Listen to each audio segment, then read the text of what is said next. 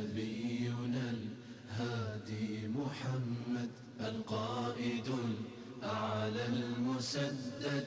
نبينا الهادي محمد في روحه عزم عظيم، في الهمة الكبرى تجسد، يغشى الوغى من غير خوف، وحنين والأحزاب تشهد. في روحه عزم عظيم، في الهمة الكبرى تجسد، يغشى الوغى من غير خوف، وحنين والأحزاب تشهد. القائد الأعلى المسدد نبينا الهادي محمد. السلام عليكم ورحمة الله وبركاته. الحمد لله نحمده ونستعينه ونستغفره ونعوذ بالله من شرور أنفسنا ومن سيئات أعمالنا. من يهده الله فلا مضل له ومن يضلل فلا هادي له. أشهد أن لا إله إلا الله وحده لا شريك له، وأشهد أن محمدا عبده ورسوله. أما بعد.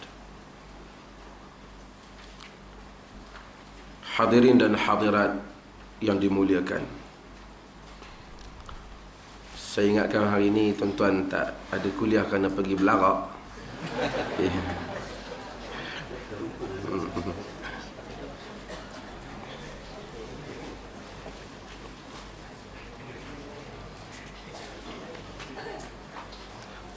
Kata Muhammad Qutub, sesungguhnya Nabi kita Muhammad sallallahu alaihi wasallam ini lebih banyak dikenang daripada diikuti.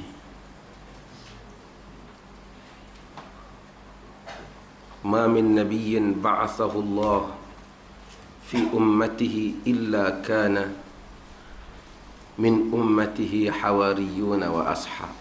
Ma min nabiyyin ba'athahu Allah illa kana fi ummatihi hawariyun wa ashab ya'khuduna bi sunnatihi wa yaqtaduna bi hadihi. ثم خلف من بعدهم خلوف يقولون ما لا يفعلون ويفعلون ما لا يؤمرون فمن جاهدهم بيده فهو مؤمن ومن جاهدهم بلسانه فهو مؤمن ومن جاهدهم بقلبه فهو مؤمن. Tidak ada nabi yang dihantar oleh Allah Subhanahu wa taala melainkan di dalam umatnya itu ada hawariyun dan ashab, orang-orang yang menyokong dan orang-orang yang membela perjuangan Nabi. Kemudian selepas hilangnya hawariyun dan ashab, maka digantilah selepas daripada Nabi itu golongan ataupun para pengganti yang yaquluna ma la yaf'alun wa yaf'aluna ma la yu'marun, yang mereka itu menyatakan apa yang mereka tidak buat. Kita kata kita nak Nabi tapi kita tak buat apa yang Nabi nak, apa Nabi suruh. Wa yaf'aluna ma la yu'marun, dan mereka buat apa yang tak disuruh. Sesiapa yang berjihad menentang mereka dengan tangannya, dia seorang mukmin. Sesiapa yang berjihad menentang mereka dengan lidahnya, dia mukmin. Sesiapa yang berjihad menentang mereka dengan hatinya, dia mukmin. Hadis diriwayatkan oleh Imam Muslim. Mudah-mudahan Allah Subhanahu wa taala pelihara kita daripada ini semua. Saya untuk diri saya lah, walaupun saya selalu sebut munajat Nabi sallallahu alaihi wasallam, supaya kita dapat rasakan yang dikatakan bebanan perjuangan itu bukanlah sesuatu yang sekadar kita semput, kita panggil artis dan kemudian dia menyanyi lagu tentang kelahiran. Tapi perjuangan itu perjuangan. Perjuangan itu penghayatan, memikul bebanan, kesusahan, penderitaan, penghinaan, hanya semata-mata bagi mengikuti jalan yang telah dilakukan oleh baginda sallallahu alaihi wasallam. Sebab itu Nabi sallallahu alaihi wasallam dalam sejarahnya, yang paling perit yang pernah dikenakan kepada baginda ialah apa yang berlaku di perkampungan Abdul Yalail di Taif, yang saya selalu sebut dalam banyak kuliah-kuliah kita. Setelah Nabi sallallahu alaihi wasallam meninggalnya Khadijah, meninggalnya Abu Talib, orang Mekah tak nak dakwah ni. Cuba dah, pak saudara, mak saudara, apatah lagi, kesemua mereka menolaknya. Sehingga baginda terfikir barangkali orang-orang Taif mungkin menakut dengan dakwah ni. Suatu percubaan. Baginda pergi ke Taif. Bila sampai di Taif, tidak ada rumah orang Taif, kata Nabi, melainkan Nabi ketuk ke semuanya. Nabi ajak kepada Islam. Orang Taif bukan saja enggan menerima Islam, bahkan mereka menyuruh budak-budak mereka yang tak tahu apa, anak-anak mereka yang tak tahu apa, pemuda-pemuda yang tak tahu apa, berada di kiri dan kanan jalan. Mereka melontar Nabi sallallahu alaihi wasallam sehingga luka dan darah itu turun sehingga ke tumit baginda. Tuan-tuan, manusia walaupun dia rasul, dia tidak tahu apa yang akan terjadi kesudahannya. Ketika baginda mengheret tubuhnya yang penuh luka, hati yang bercelaru, dan perasaan yang begitu gundah gulana, baginda memikirkan tentang masa depan dakwah yang telah Allah bebankan kepada baginda untuk membawanya. Dan Nabi SAW menyebut, inilah sebenarnya ucapan yang paling indah yang pernah kita baca dalam sejarah. Yang saya sebut, saya ingat tuan-tuan pun dah hafal, lalu saya sebut. Satu munajat, satu aduan, satu rintihan yang tidak diikuti dengan apa-apa permintaan yang besar, tetapi ia besar bagi Nabi.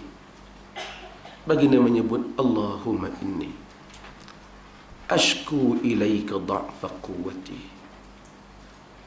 Ya Allah, aku mengadu kepadamu lemahnya kekuatanku, wa qillata hilati, sedikitnya helahku, wa hawani 'alan nas, dan hinanya aku ini di kalangan orang ramai.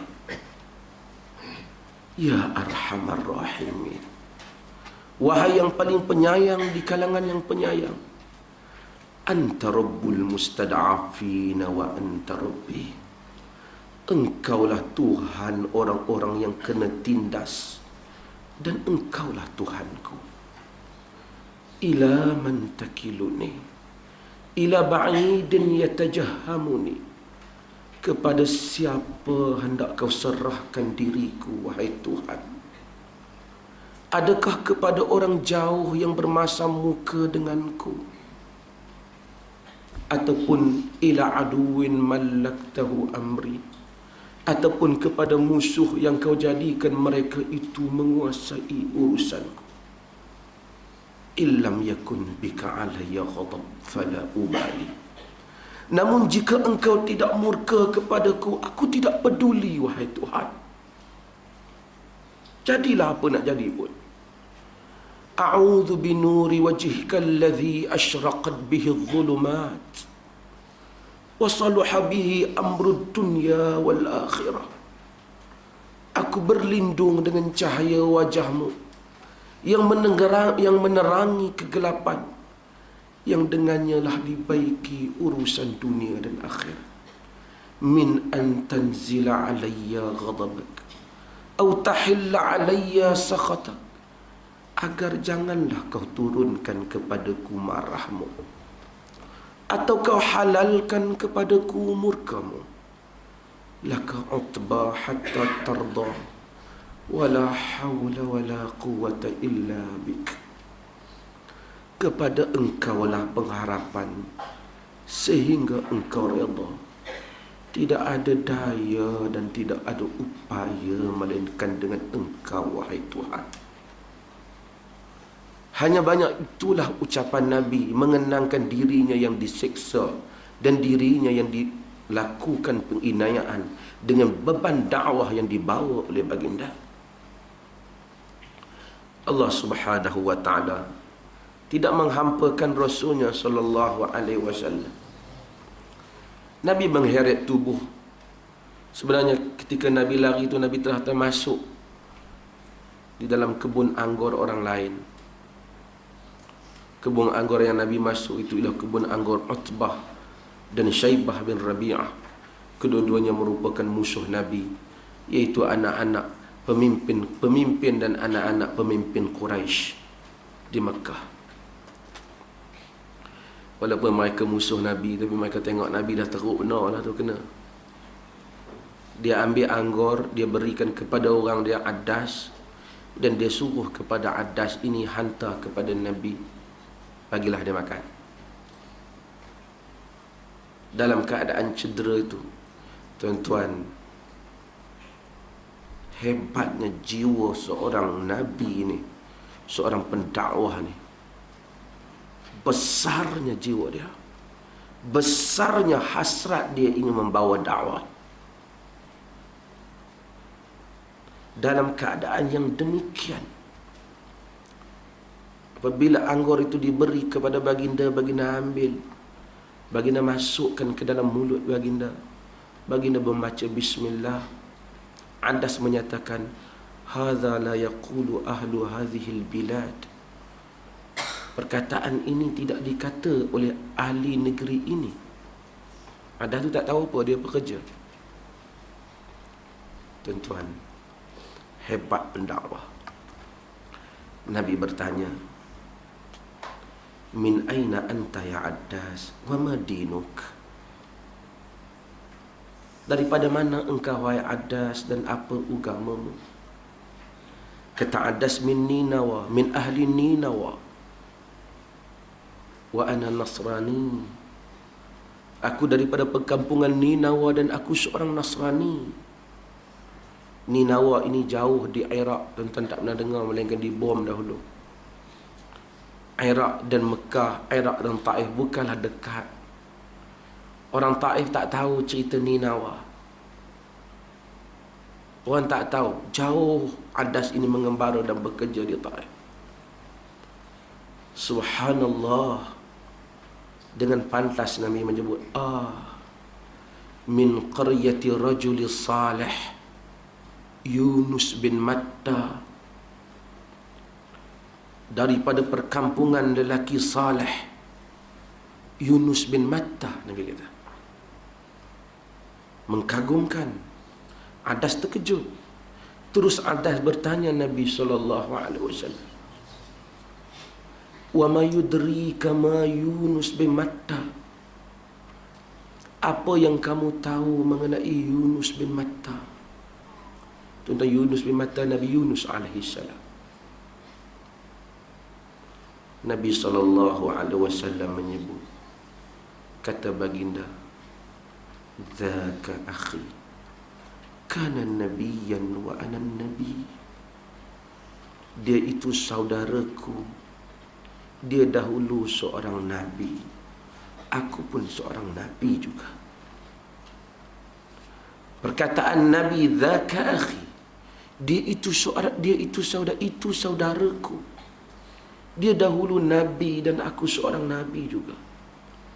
Oleh kerana Yunus bin Matta sudah pun ribuan tahun dah tak ada, tetapi sejarahnya diingati oleh penduduk Ninawa.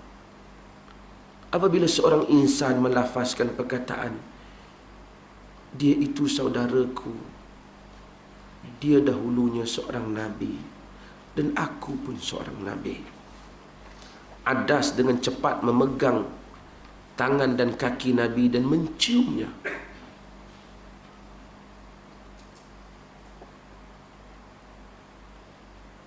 dan mengakui kebenaran ajaran yang dibawa oleh Nabi sallallahu alaihi wasallam.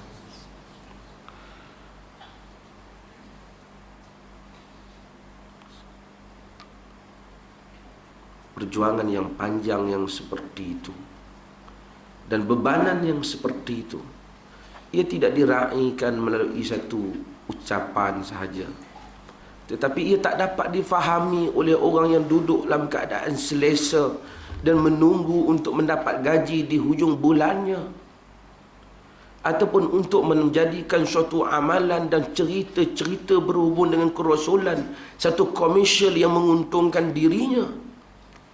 Tetapi ia hanya dipahami oleh orang-orang yang menanggung bebanan perjuangan itu dan amanah perjuangan itu. Sehingga maka dengan itulah kita akan berkongsi, walaupun tidak semua yang dikongsikan oleh perasaan Nabi itu, walaupun tidak semua, sekurang-kurangnya kita berkongsi separuh ataupun beberapa juzuk daripada duka cita itu. Hadirin mukminin sekalian, dengan itu,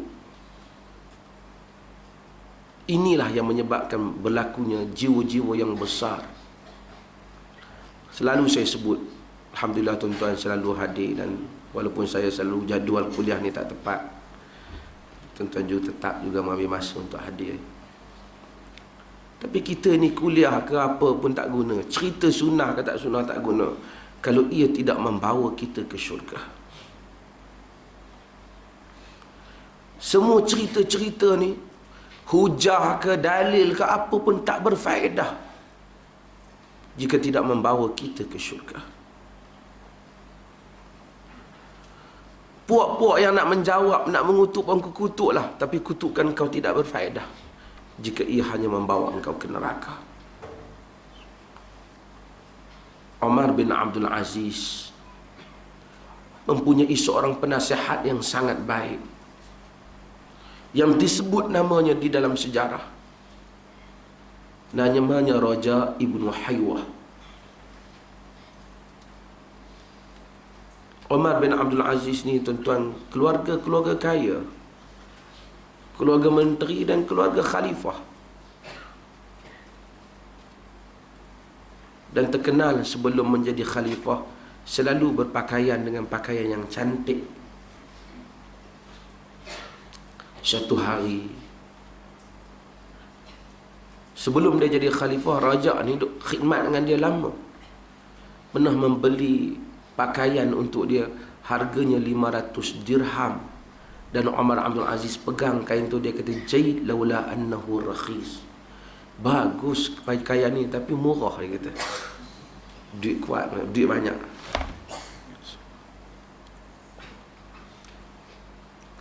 Selepas Umar bin Abdul Aziz menjadi khalifah, satu hari diminta raja membeli, Raja Ibnu Haywah ni membeli pakaian untuk dia, harganya 5 dirham. Umar Abdul Aziz pegang, Umar Abdul Aziz, "Jaid laula annahu ghali." Kita bagus tapi mahal. Raja Ibnu Haywah menangis. Dia kata, "Wa ma yubkika ya raja?" Apa yang menyebabkan engkau menangis, wahai raja? Kata raja, "Dahulu sebelum engkau menjadi khalifah, aku pernah membeli pakaian untuk kau. Harganya 500 dirham. Dan engkau menyatakan bahawasanya ia murah. Hari ini kau menjadi khalifah, aku beli pakaian 5 dirham, kau kata ia mahal." Tuan-tuan dengar kata-kata Umar bin Abdul Aziz. Kata-kata Umar bin Abdul Aziz, "Ya raja, inna li nafsan tawaqah.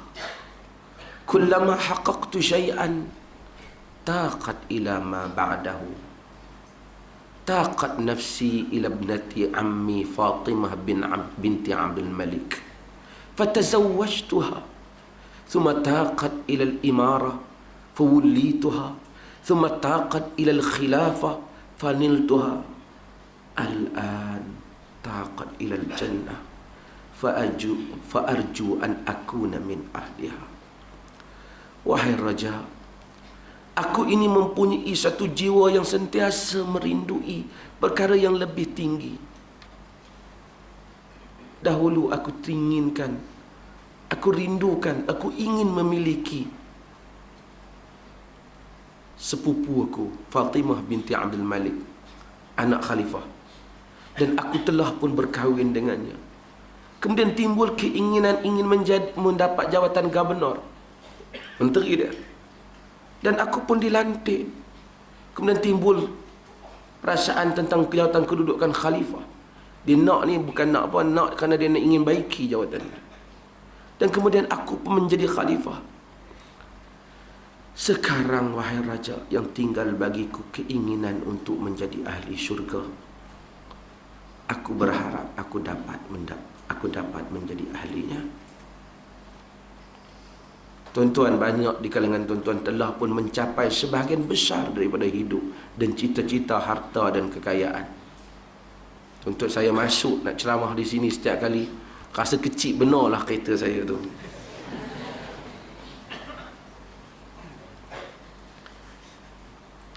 Tinggal di hadapan kita lebih besar daripada kehidupan ini ialah hari akhirat.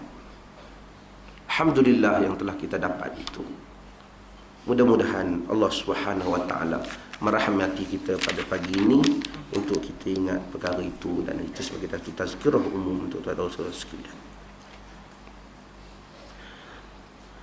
Kita sambung hadis kita. Nanti saya ulaslah apa-apa isu yang tuan-tuan nak dengar tu, tak apalah kemudian.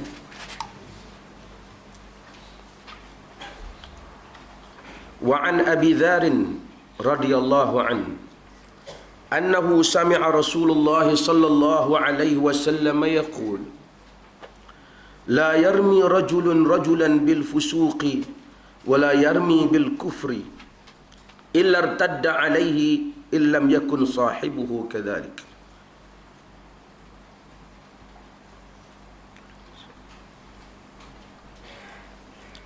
Jumpa ada? Ha? Buku saya tak sama. Oh. Itu adalah pelajar yang paling setia. Kalau ada anugerah kita bagi, sentiasa tahu di mana tempat mengaji.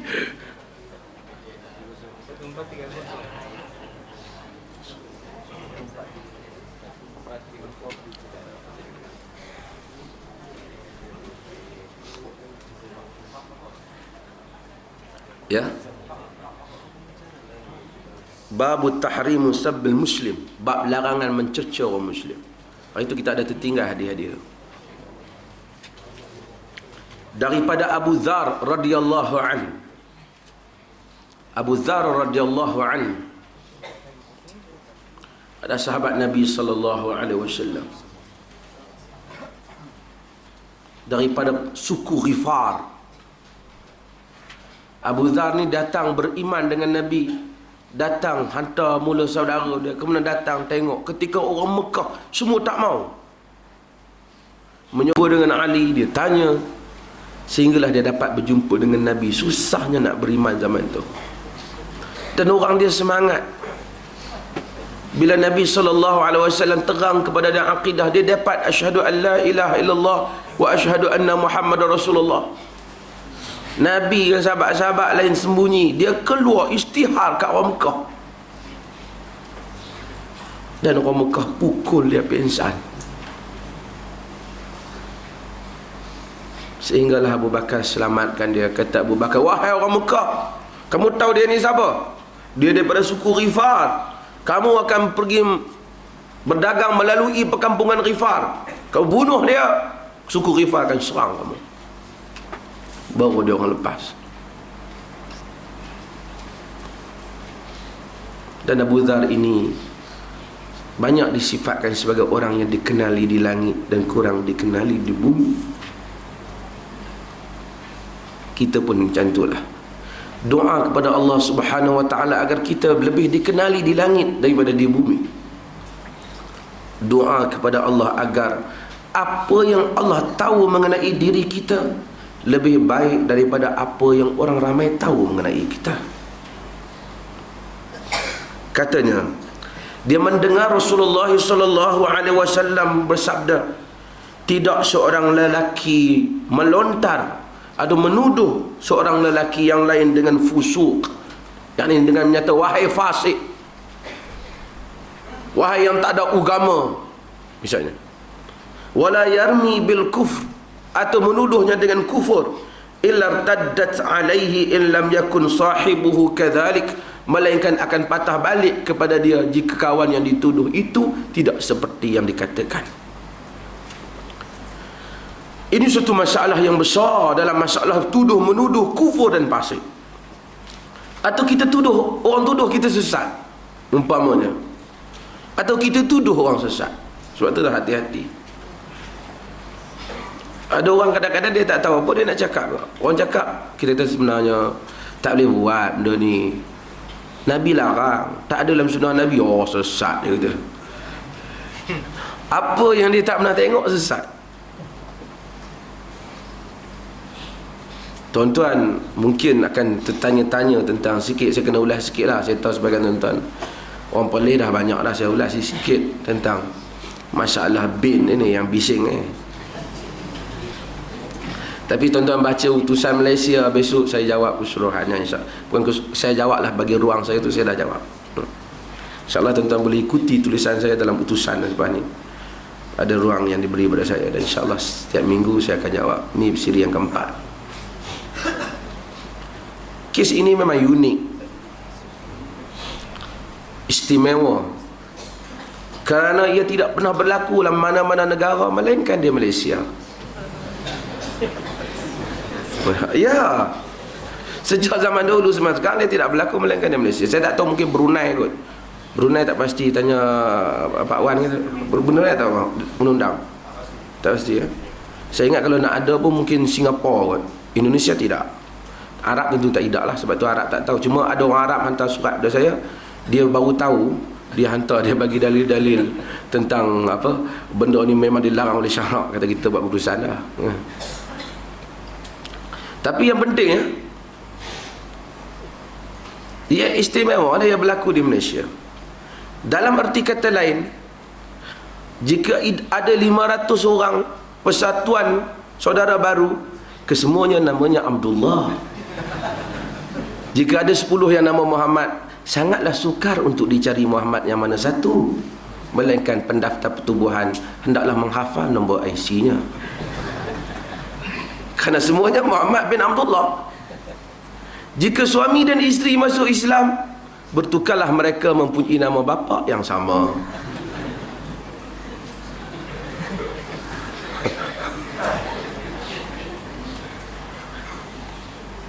Jakim tuan dengar tak apa tuan-tuan. Semua yang kita kemukakan soal image, soal isu ini sangat rasional. Tak apalah sama ada orang nak sokong ke tak sokong, saya akan cakap di atas apa perkara ni. Tuan-tuan, kalaulah Nabi mengamalkan itu, majoriti sahabat akan bin Abdullah, pasal semuanya baru masuk Islam. Maka tak adalah Umar bin Khattab melainkan Umar bin Abdullah jua. Dan tidak adalah Ali bin Abi Talib melainkan Ali bin Abdullah jua. Dan tidak adalah Osman bin Affan melainkan Osman bin Abdullah jua. Tentu nampak rasionalnya. Saya bukanlah kata majlis fatwa Perlis bagus, tapi majlis fatwa Perlis ni lebih kurang 14 orang, dia terbesar. Negeri lain saya ingat 7 atau 6 je. Dan ramai yang PhD holders, dan mereka adalah lecturers daripada berbagai universiti, bukan di Perlis, seluruh negara. Jadi ada orang mari timbul, ini akan boleh menyebabkan merosakkan akidah. Macamlah kita tak faham bab akidah sangat. Kalau awak faham lebih pun. Dia kata apa cerita? Pertama tuan-tuan, sebelum apa cerita, kita kena tengok Al-Quran. Al-Quran kata apa? Ud'uhum li'abaihim huwa aqsatu 'indallah. Panggillah mereka berdasarkan nama bapa-bapa mereka, itulah yang paling adil di sisi Allah. Man intasaba ila ghairi abihi faqad hurima alaihi al-jannah. Sesiapa yang pergi sandar nama dia selain daripada nama bapa dia, maka dia haramkan ke atasnya syurga. Hadis Bukhari. Ini bukan kes kecil-kecil. Kenapa? Kerana Islam agama yang memelihara hak. Kerana pada nasab keturunan adanya masalah-masalah yang lain. Masalah perkahwinan. Besok adik dia ke apa? Masalah harta pusaka juga masuk Islam. Banyak masalah yang lain. Masalah hubungan, masalah aurat. Walaupun dia bukan Muslim, bapa dia ada hak-haknya. Dan Islam tidak menafikan hakikat insan.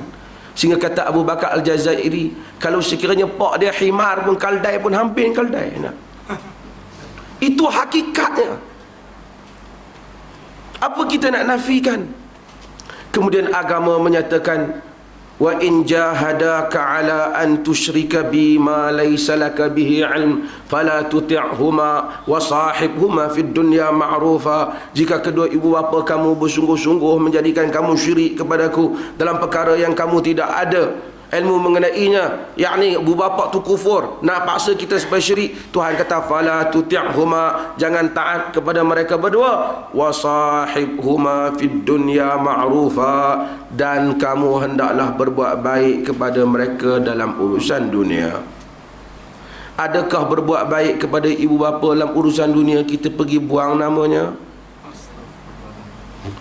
Kita nafikan hakikat dirinya sehingga ramai yang kata, you masuk Islam, saya punya nama pun you dah buang.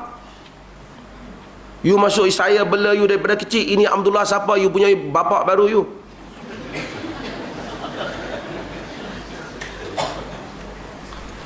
Tuan-tuan, memang ada zaman Nabi, Nabi ubah nama. Tapi Nabi ubah nama orang yang menganut Islam tu. Nabi tidak ubah nama. Ada orang nama Abdul Syams bin Sakhar, nama dia Abdul Syams. Nabi ubah. Abdul Syams hamba matahari, Nabi ubah kepada Abdul Rahman. Nabi tak ubah. Bapa dia Sakhar, batu, Nabi tak ubah. Tuan-tuan, kitab Riyadhus Salihin, tuan-tuan, saya tak tahu. Tuan-tuan buka yang awal, hadis awal, tuan-tuan ada. Dia Amirul Mukminin Umar bin Khattab. Dia berubah berapa? Umar bin Khattab bin Nufail bin Abdul Uzza. Tengok. Ada tak kita tuan-tuan? Kau tuan-tuan jenis hafal kitab.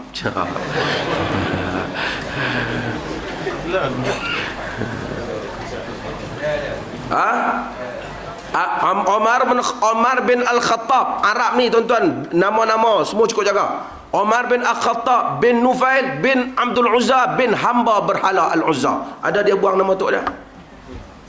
Kalau kena ubah nama pak, kena ubah nama tok.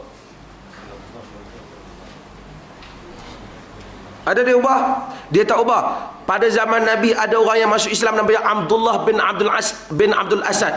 Hamba Allah, nama dia bin Abdul Asad bin hamba singa. Pak dia, Nabi tak ubah Abdul Asad. Pasal Abdul Asad tak masuk Islam. Yang masuk Islam Abdullah, dia saja. Ada orang boleh pergi kata, nanti kalau sekiranya pak dia nama Subramaniam, nama berhala, anak dia je syirik. Macamlah kau faham bab syirik. Tuan-tuan, katalah anak dia, nama dia Gopal bin anak lelaki Subramaniam. Masuk Islam Gopal, kita tukarlah nama Marwan. Tukar nama Marwan. Pasal Gopal, okey, tukar. Tapi dia bin Subramaniam. Adakah kita bila jumpa Subramaniam, apa khabar Cik Abdullah? Subramaniam ya kan? You panggil siapa? Saya panggil you. Saya bukan Abdullah, saya Subramaniam juga. Lepas tu kita kata, sorry, kita sudah tak boleh panggil you punya you Subramaniam. Kalau kita panggil you Subramaniam, anak you sudah jadi syirik.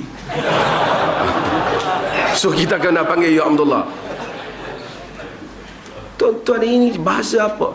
Kalau Subramaniam namanya Subramaniam, anak boleh jadi syirik. Kalau Subramaniam Pikuil, anak jadi kufur. Kalau kerana nama pak dia kufur, anak jadi syirik. Kalau pak dia pergi kuil, nak kait dengan anak juga. Come on lah. Pergi kedai komputer tambah giga. Upgrade sikit.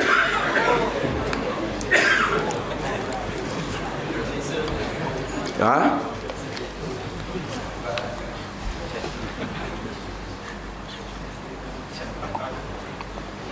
Biarlah. Kita tak nak orang pandang agama dia merampas hak dia. Itu satu halangan untuk sebahagian orang masuk Islam. Pasal dia sayang, semua orang sayang family dia. Apatah lagi bila kita nak suruh nak ubah nama pak dia. Walaupun orang kata tak, tapi sebahagian negeri sangat kuat pegang. Jadi sangat menyusahkan. Dia pun rasa terkilan, mama bapak dia tak ada. Bahkan kita kalau dia tak mau ubah nama dia, selagi nama tu tak syirik, kekal saja. Kalau dia tak mau ubah, kalau dia nak ubah nama dia tu tak apa, hak dia, nama dia sendiri, ubahlah. You nak ubah nama, kita pun boleh ubah nama kita. Kerana yang tak Said pun telah menjadi Said. Yang tidak apa, yang tidak Tengku pun telah menjadi Tengku, kan?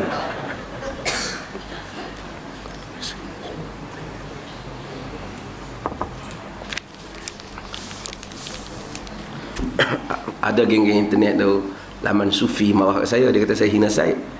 Saya cakap tentang Said yang tak original. Kalau Said yang original, kita tak ada kaitan. Kalau dia kata kami ramai Said, you Said yang original, kenapa nak perasan? You tak makan cabai, nak rasa apa? Yang dia kata, oh ini penghinaan. Di Pulau Pinang, tuan-tuan, lahir malam Jumaat pun jadi Said. Maka ramailah Said jadi-jadian. Sebab tu Said Pulau Pinang tu boleh check IC boleh ya. yang original lah. Saya tak nafi yang original tu. Balik kepada hadis ni. Larangan untuk menuduh orang lain sebagai fasik atau menuduh orang lain dengan kufur. Siapa yang tuduh, beberapa keadaan berlaku. Jika dia tahu apa yang dituduh itu tidak sesat sebenarnya, bahkan itulah petunjuk, tapi dia kata sesat ataupun kufur, maka dia benar-benar menjadi kafir. Patah balik ke dia. Lepas kita baca hadis Nabi, sunnah Nabi, dia tahu sunnah tak sesat, dia kata hang sesat, hang tak mau ikut orang ramai. Sedangkan dia tahu itu bukan sesat, itu hadis. Kesesatan dan kekufuran itu balik kepada diri dia, kerana dia telah menyesatkan sunnah. Ataupun kita baca Al-Quran, dia kata hang kawut lah, bodoh, hang sesat. Kufur dia bukan setakat dia sesat, dia menjadi kafir kerana dia mempersendakan dalil itu.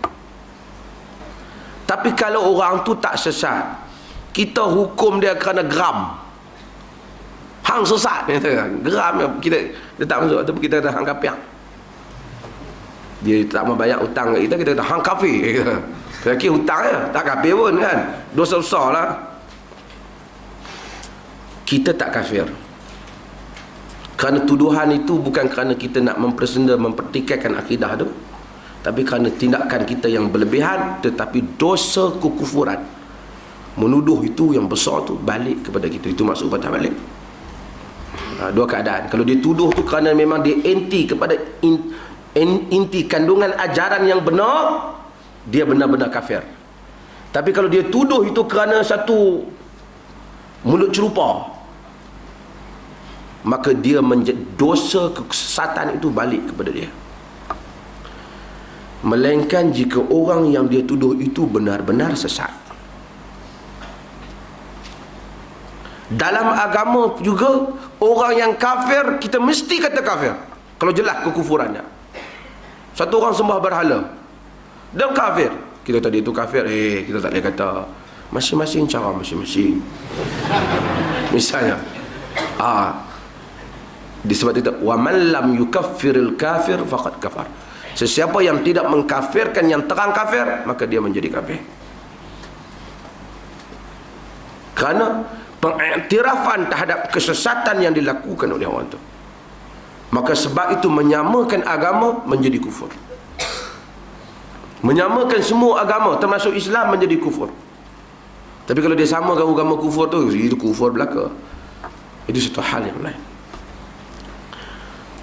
Wa an Abi Hurairah radhiyallahu anhu anna Rasulullah sallallahu alaihi wasallam qala al-mutasabban ma qala fa'ala al-badi ma lam ya'tadil mazlum, rawahul Muslim. Mustabban ni dua orang yang cerca mencerca, lawan maki, lawan cerca.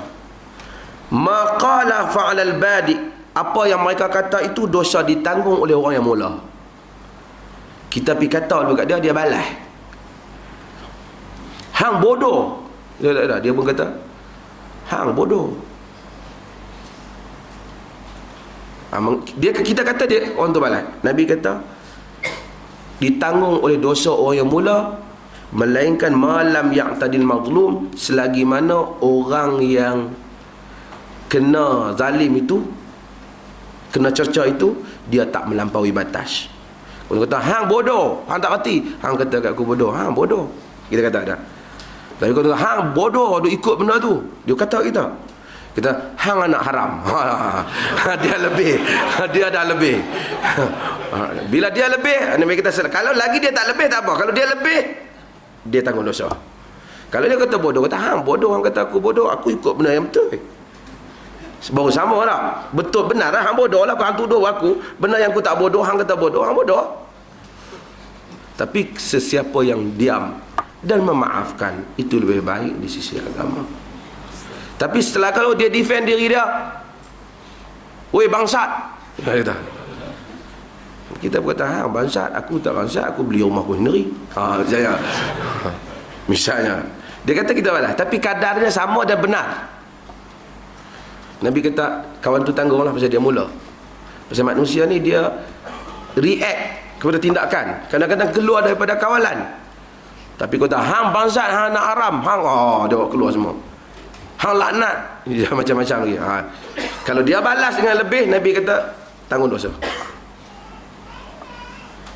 Yang selamatnya, tuan-tuan dia, layan manusia baki kita ni tak guna. Ada orang dalam telefon, Assalamualaikum Ustaz, nak telefon, ada Ustaz kata kat Ustaz. Tak payah, kalau daftar dalam buku tu dah penuh muka surat dah, kata tak ada tempat nak daftar kata amaru tu, kata. Orang yang lebih baik daripada kita dimaki orang, apa biasa sangat kita nak kena. Orang yang telah melakukan keadilan 10 tahun memerintah, Umar bin Khattab, dengan penuh adilnya. Di antara bau kiri dan bau kanannya ada beberapa tampung di baunya. Sangat amanah, tidak makan melainkan setelah mengetahui rakyatnya makan. Sangat takut kepada Tuhannya, dan sangat ikhlas. Tuan pun tahu cerita Umar ni, dia pergi tengah malam, dia bawa, dia tengok orang menangis. Dan dia tengok, dia tanya orang tu, pasal apa anak menangis. Dia kata, Umar hantar apa, bapak dia pergi tentera, kemudian anak tak ada makan ya. Umar tengok, Umar kesian. Malam Umar balik. Bila Umar tanya mula-mula tu, apa kena, dia kata, dia tak jawab awal. Dia kata semoga Allah ambil tindakan ke Umar. Sebagai riwayat, dia marah ke Umar. Umar tanya, wa ma zambu Umar ya amatallah, apa dosa Umar? Dia kata, ayali amrana wa yaghfalu anna. Dia memerintah kami, tapi dia akan ambil berat. Jaga dah Umar. Omar pergi ambil gandum, pergi tolong usaha buat bagi makan kat anak dia. Dia tengok Omar buat. Dia kata orang seperti kau patut jadi Omar, bukan patut jadi khalifah, bukan macam Omar. Dulu tak ada TV3, salah ya. NTV 9 ke apa, tak adalah nampak muka pemimpin. Jadi tak kenal lah dia Omar bin Khattab. Tapi salahnya Omar ni, sehingga dia buat, dia tanggung gandum. Habis pada waktu subuh dia menangis, mengenangkan peristiwa tu. Dia panggil perempuan tu. Perempuan tu takut. Tengok-tengok Omar. Dia bayar duit pada perempuan tu dengan satu janji. Mau tak ibu berjanji pada saya? Janji apa? Perempuan tu takut. Dia tu minta maaf lah, saya tak tahu Omar. Dia kata, ibu janjilah bahawasanya apabila hari kiamat kelak, ibu jangan dakwa saya di hadapan Allah. Subhanallah, jujur. Orang yang seperti Omar ni, dia salat, ada orang tak apa hati, tikam dia dan jatuh dia. Yang tikam itu Abu Lu'lu'ah. Dan Abu Lu'lu'ah tu kononnya kubur dia berada, sekarang dia ada di Iran. Dan kubur Abu Lu'lu'ah tu dirayakan oleh orang Syiah saban tahun pada hari kejayaan dia membunuh Omar. Dan perayaan itu ialah perayaan yang direstui oleh pemerintahan Iran, merayakan kubur Abu Lu'lu'ah pembunuh Omar bin Khattab. Kalau orang maki kita sikit, makilah 3 kali pun, padanlah dengan saya pun bukan orang baik sangat. Orang yang sangat baik seperti Omar itu juga dicercah. Sangat jujur, beri duit pada perempuan itu dan minta janjilah ibu kepada saya, ibu tak akan mendakwa saya pada hari mahsyar kelak. Orang yang Nabi kata orang ni masuk syurga, ahli syurga. Sebab itu kelebihan para sahabat, tuan-tuan sekalian, yamshuna 'alal ard wa qulubuhum mu'allaqatun bil akhirah. Berjalan di atas muka bumi, hati mereka terikat dengan akhirat. Ketika itulah mereka membina tamadun dan empayar. Omar yang tak banyak boleh melukis peta, tetapi imannya telah merubah wajah peta dunia. Pada hari iman, pada hari dunia itu tidak masuk ke dalam hati para sahabat. Mereka, dunia berada di dalam genggaman mereka. Dan pada hari dunia itu dah masuk dalam hati kita, ia terlepas dari genggaman kita. Itulah realiti yang sedang kita lalui, hadirin dan hadirat sekalian. Maka Nabi SAW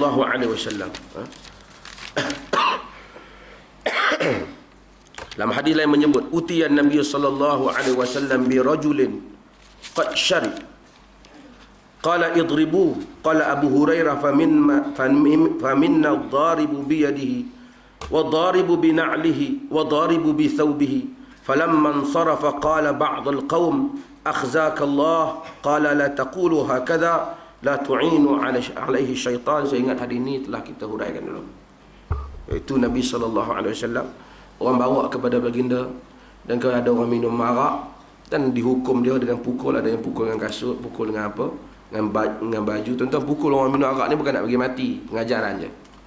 Sebab tu cerita Sayyidina Umar pukul anak dia sehingga mati kerana berzina itu cerita bohong. Tak ada Islam pukul sampai mati.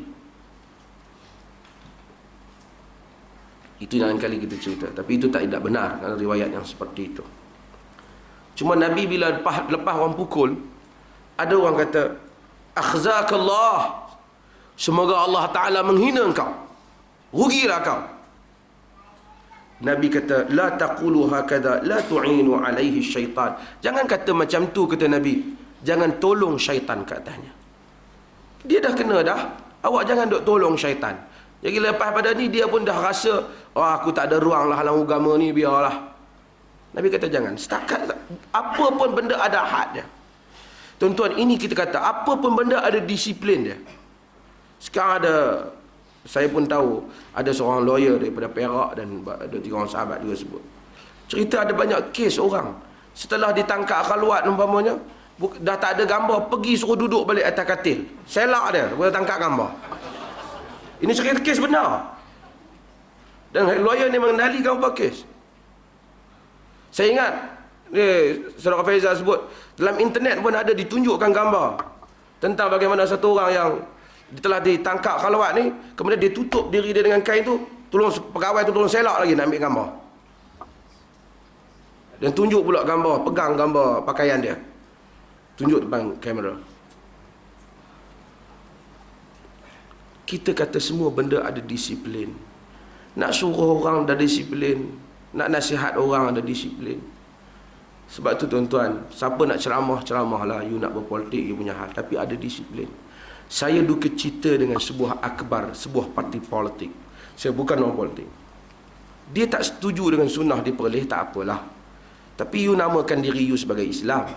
Tapi laporan you tentang minggu sunnah perleh, kononnya didatangi hanya 20-30 orang saja, bohong. You akbar kata akbar Islam, you bohong. Saya ingat ceramah saya, siapa yang pergi pada malam kenaan hadis palsu, tidak kurang daripada 7 atau 800 orang. Kata 2-30 orang pergi. You kata orang lain jahiliyah, tak betul, khabar palsu, you mengulangi benda yang sama. Kerana you anti kepada benda tu. Padahal you patut support lah benda-benda sunnah. Dalam minggu itu diceritakan Al-Quran dan sains, tentang Syiah. Oleh kerana Syiah tu kuat benar dan menjadi aliran you, maka you pun nak marah kerana kes Syiah tu, bantai yang lain sekali. Tak benar. Tuan-tuan tengok balik dalam Al-Ahkam online, majlis itu dihadir. Tuan-tuan, saya bukan orang Kuala Lumpur hadir ke Perlis pun. Tuan-tuan ada kehadiran banyak ni. Takkanlah di Perlis tu mari 2-30 orang. Terbuang benar lah akunya.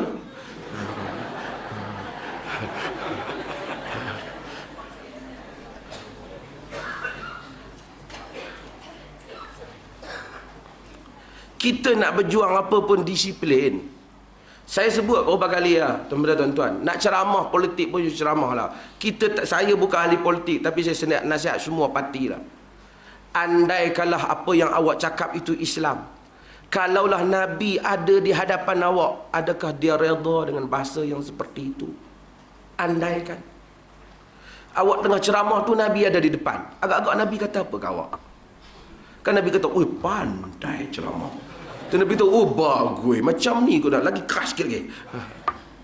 Ataupun Nabi kata, jangan mencerca, berikan dakwah, ud'u ila sabili rabbika bil hikmah. Kita tak ada banyak benda kita setuju. Apa yang awak sebut tu mungkin kita boleh setuju bahawasanya tak betul. Tetapi Islam ada disiplinnya, ada akhlaknya, ada caranya. Cara itulah yang kita tekankan. Dan kita jangan judge manusia hanya kerana satu perkara. Ini masalah. Saya nak sebut tuan-tuan, alhamdulillah. Saya selalu sebut contohnya, tak pakai tudung memang suatu kesalahan dalam agama. Tetapi itu bukan segala-galanya untuk dinilai seorang perempuan yang datang berjumpa kita. Kadang-kadang satu orang perempuan, tengok tudung pun tak pakai, tahu lah. Apa pun, ada orang dia lemah, dia tak pakai tudung, suatu kesalahan dia. Tetapi mungkin dia ada sudut lain yang dia baik. Kadang-kadang dia bagus dan dia nak derma, dia bagus. Kadang-kadang dia nak mengaji lagi. Kadang-kadang dia sudi dengar nasihat, kadang-kadang dia tak bantah. Jadi kita jangan hukum keseluruhannya. Kita kata tak pakai itu tak bagus lah. Tapi sudut yang bagus, bagus. Kalau tidak, kita tak boleh berkawan dengan orang dan kita tak boleh berdakwah pada orang. Kalau kita selalu prejudis dengan orang, mari satu budak muda seluar ketat, pakai seluar jin ni misalnya, dengan kita tahu, teruk dia ni. Kita mungkin boleh ambil keselamatan kita kalau kita nak berurusan dengan dia dalam urusan keuangan yang membabitkan harta benda kita. Tapi untuk nilai dia di sisi Allah, kita tak tahu. Kerana entah apa ramai manusia yang baik pada satu sudut, dia tidak baik pada benda yang lain. Ada orang minum arak pada zaman Nabi dan sahabat hukum, Nabi dan sahabat kata pada dia, Nabi kata, la tasubbuh fa inni a'lam annahu yuhibbullah wa rasulah. Jangan maki dia, kata Nabi. Aku tahu dia cintakan Allah dan Rasulnya. Ibnu Taimiyah bertanya, bagaimana mungkin dia mencintai Allah dan Rasulnya sedangkan dia minum arak? Kata Ibnu Taimiyah, kadang-kadang tak boleh dinafikan. Ada orang dia lemah pada satu sudut, tapi dia masih menyimpan kebaikan agama pada sudut yang lain. Kita tengok pada satu sudut tu kadang-kadang kita kacau dia ni. Tapi kadang-kadang bila kita bergaul kenal, kita tak ada sudut yang dia sangat baik.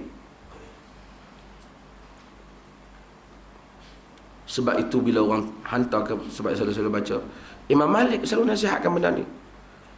Inna Allah qasamal a'mal kama qasamal arzaq.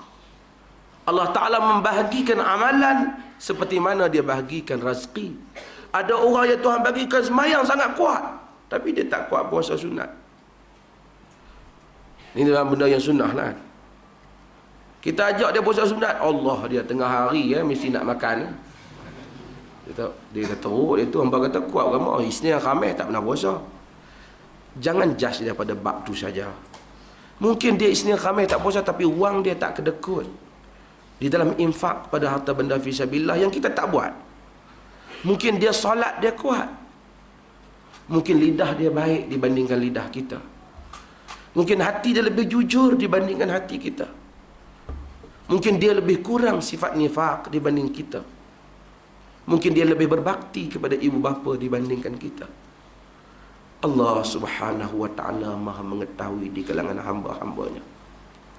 Sebab itu agama menyuruh kita husnuzan, dan menyuruh kita beramal dengan amalan kita, dan menyeru orang kepada jalan Allah Subhanahu wa ta'ala. Yang pentingnya siapa pun kurang ke sikit ke amalan dia, mestilah mempunyai i'tiqad yang sama dalam urusan agama. Tempat faham dan rujuknya hanyalah Al-Quran dan Sunnah. Kalau dia kuat semayang, mayang, tapi bila kita kata, Pak Cik, cara Pak Cik semayang ni salah, Nabi tak buat macam ni. Oh, hang ingat hang pandai ke? Aku 30 tahun dah semayang, takkan silap. Driver kalau bawa kereta 30 tahun pun dah cekap. Dia ingat semayang macam bawa kereta kan. Kita kata dia nampak semayang bagus, tapi dia takabur. Dia tak mau tunduk kepada kebenaran. Tak ada orang main masjid tidak penting, alhamdulillah, tapi dia tak mau tunduk kepada kebenaran. Kita abang Assalamualaikum, kita cerita dia tak nak. Dan kita nasihatkan diri kita, tuan-tuan, cerca orang, maki orang, kita tidak tahu penghujung pada hayat kita ni. Saya cerita, sama sebut pengalaman satu hayat manusia di tempat saya. Subhanallah, dalam hayat dia, dia berusaha habis-habisan. Sejak saya balik daripada Jordan, dia berusaha habis-habisan. Dia takkan bagi peluang apa-apa saya di masjid tu. Padahal saya bukan berkelahi dengan dia. Saya zairah dia, saya pergi jumpa dia. Tapi dia bimbang, sebab dia ada jawatan imam. Jadi dia seriau. Saya pergi jumpa dia, ziarah dia sakit, dia habak. Dia kata, tu yang muda yang balik daripada luar negeri tu dah habak lah. Dia main jumpa saya, dia kata dia minta maaf, dia tak boleh main mengajak di masjid sebab dia tak tahu baca kitab Jawi. Bila aku cakap tajuk tu? Kita tak cakap pun. Patut ada sahaja benda yang dia buat. Kita biar malas. Tapi Allah Subhanahu wa ta'ala banyak pendek cerita. Apa saja dia tak, macam-macam lah kadang-kadang. Kadang-kadang kalau dia kuliah tu, saya saja pergi duduk depan tu, supaya dia puas hati dia nak mengutuk. Hang kutuk bagi puas aku nak dengar. Dan dia memang kutuk. Ada orang kawan-kawan nak mengaji, orang nak ikut, orang dia tak setuju dengan saya. Bapak saya pun tak setuju, dia tunggu apa kita. Kata tak apa, kita bagi dia puas. Dan saya pun jenis tembak lah juga telinga. Tahan je biar. Aku bukan rugi apa, semayang apa ibadat tak banyak, boleh kutip-kutip pahala gitu ya.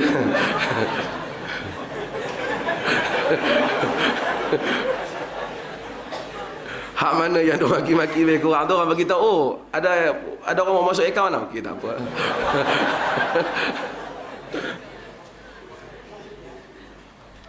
Tapi Allah takdirkan, kita pun tak ada. Saya memang masa hayat dia tak ada langsung peluang. Khutbah sekali. Saya khutbah merata di negeri Pulau Pinang. Tapi tak dapat khutbah di masjid saya.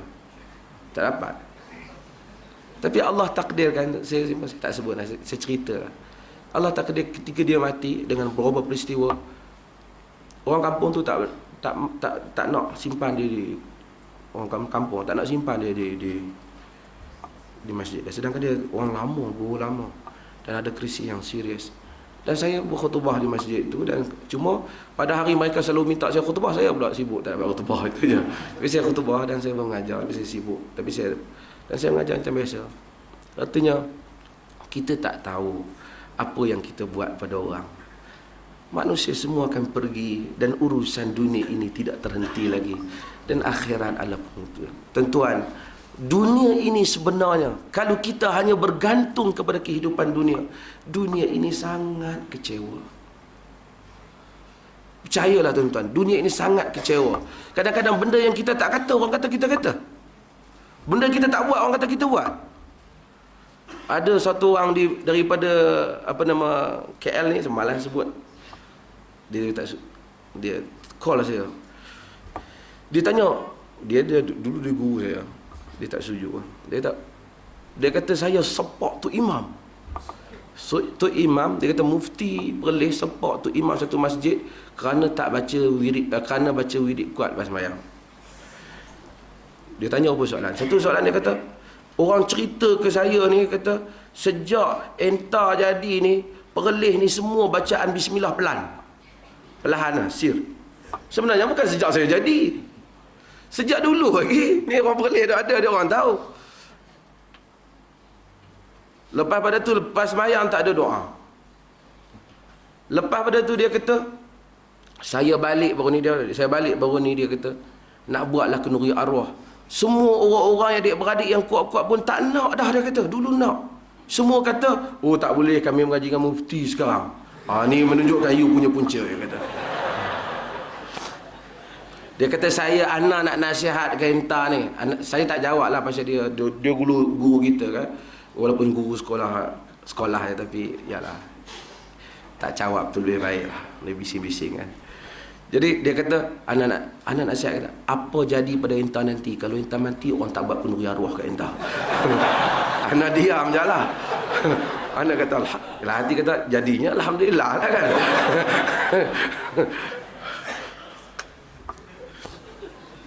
Aku pun tak banyak duit nak buat kenduri arwah. Apa kenduri aku pun tak larat buat. Hadirin dan hadirat sekalian. Jadi Allah Subhanahu Wa Taala mudah-mudahan bila kita faham, kalau kita hidup ni bergantung pada dunia ni memang zalim pada kita. Manusia apabila ada lagi satu kehidupan di akhirat, kita apalah. Apa yang kita tak dapat di dunia ni, mudah-mudahan dapat kita di akhirat. Tidak ada orang yang melakukan suatu perkara pada kita tanpa kita tahu, walaupun dia belakang kita, walaupun dia berpakat dengan siapa, bagi kita Allah Azza wa Jal, dan baginya adalah mahkamah yang benar. Namun kata Ibn Taymiyah, aku telah pun memaafkan semua orang yang menentangku, kerana perjuangan aku ialah ingin membebaskan mereka daripada neraka, dan aku serahkan. Namun sesiapa saja yang berdusta untuk agama, itu urusan dia dengan Allah Ta'ala, dan Allah akan menghukumnya. InsyaAllah kita ada lagi pagi besok. Jadi saya buka sesi soal jawab ni tuan-tuan. Ada soalan? Ini rakaman yang beratus-ratus ini telah merugikan pengeluar-pengeluar CD dan kaset. Tapi saya tak ada terlibat dengan bisnes mereka.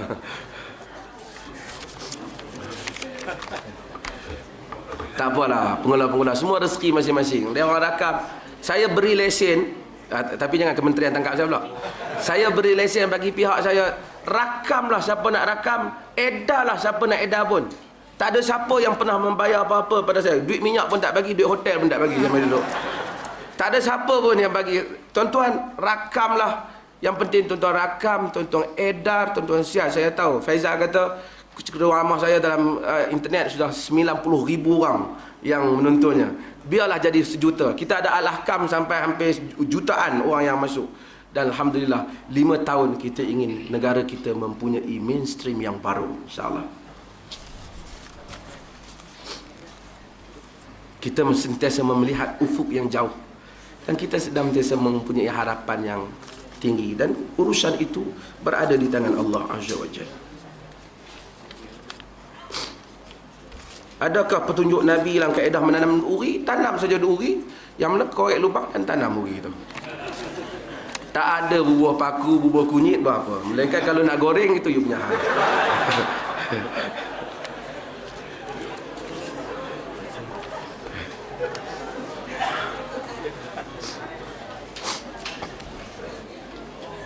Puak Ahbash. Ini soalan tentang Ahbash. Puak Ahbash ialah golongan Ahbash. Ini saya ingat, Ahbash ni mula tersebar di Malaysia. Ciri Ahbash ni senang. Ahbash ni dia daripada Habsyi. Tuan-tuan tahu Habsyi? Kalau tuan-tuan tak tahu, tuan-tuan ingat lagu P. Ramlee, macam orang Habsyi negeri Arab. Ayah Cik Siti je, jalan banyak gulab kan. Macam orang Habsyi negeri Arab. Okey, itu dia punya matan.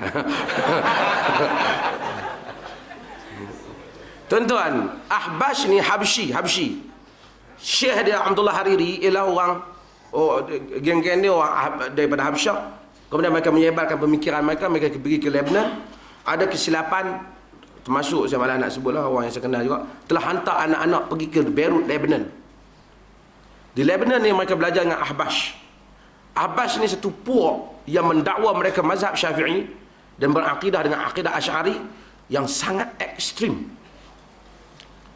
Mereka mengkafirkan Ibnu Taimiyah, sekarang dah ada kat Malaysia. Mengkafirkan Ibnu Qayyim, mengkafirkan Syekh Qutb, mengkafirkan Hasan Al-Banna, mengkafirkan Qaradawi, mengkafirkan Al-Buti. Kebanyakan ulama hak tak sama, mereka semua kafir. Kalau dia kenal saya memang awal-awal lagi dia kafir lah. Dan mereka kafirkan.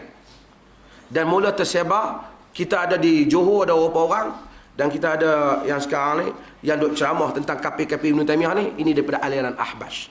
Dan baca buku Qaradawi telah tulis tentang kesesatan Ahbash ni, dan sehingga kan Mufti Mesir juga telah menyebut Ahbash ni sesat. Kerana dia kafir orang. Dan Ahbash itulah yang kata sembahyang di Masjidil Haram tak sah. Itu yang diikuti dengan satu orang cawan di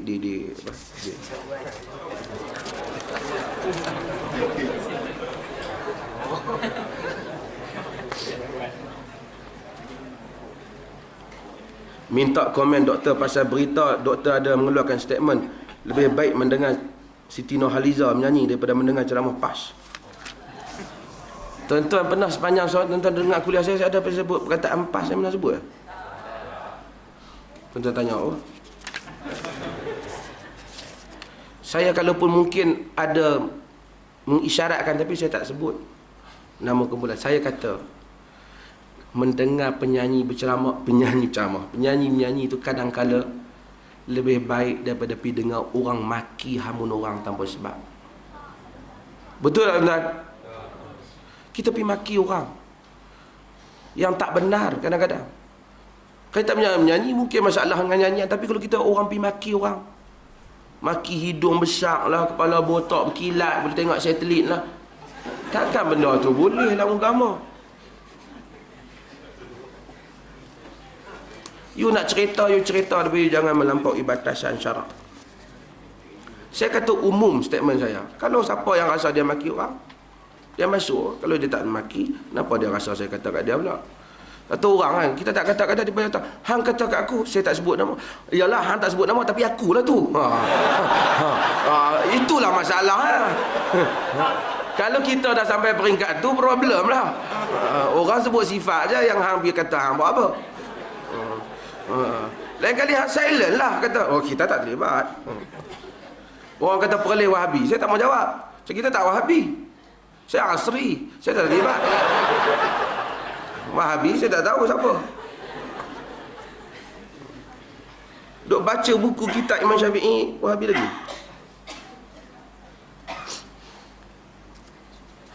Suami isteri yang bukan Islam kemudian memeluk Islam, apakah perkahwinan mereka sebelum Islam diterima? Perkahwinan mereka sebelum Islam diterima.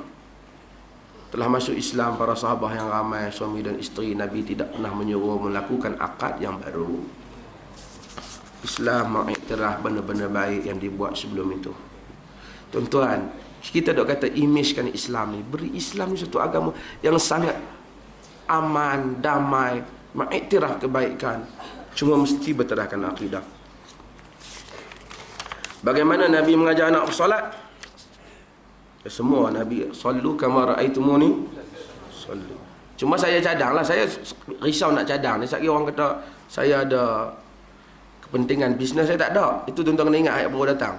Tapi ada CD tu, CD apa? Sifat solat Nabi tu yang Indonesia dia tunjuk pergerakan. Kemudian dia tunjuk hadis sangat baik. Siapa-siapa saya yang jual, sama ada yang di luar dia, siapa tuan-tuan beli. Kat mana dia jual pun saya tak dapat 1 sen. Tapi yang pentingnya beli baik. Ha? Wallahu ta'ala alam. Baki soalan tuan-tuan kepada pagi besok Pukul berapa pagi besok? Pukul 10 insya-Allah. Besok saya akan menghuraikan beberapa perkara yang menyorok dijumpa